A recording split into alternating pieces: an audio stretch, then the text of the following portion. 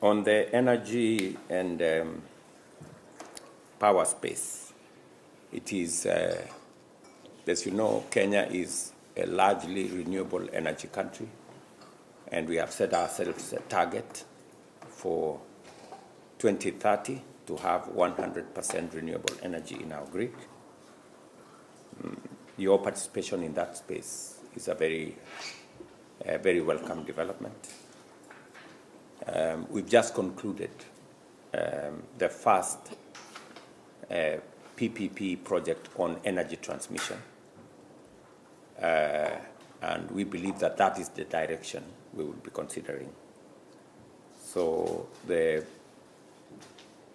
transmission power lines that you're interested in, we now have a framework where we can work together under a private-public partnership arrangement to deliver power to different parts of Kenya.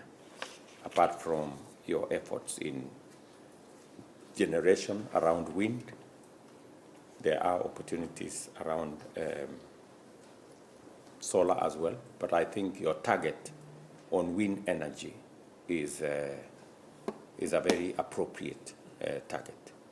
All the countries from Kenya all the way to Congo-Brazzaville have agreed, and the Chinese government has also agreed. I think the only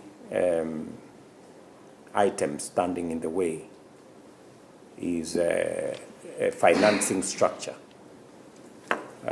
We are prepared as a government of Kenya to make a contribution.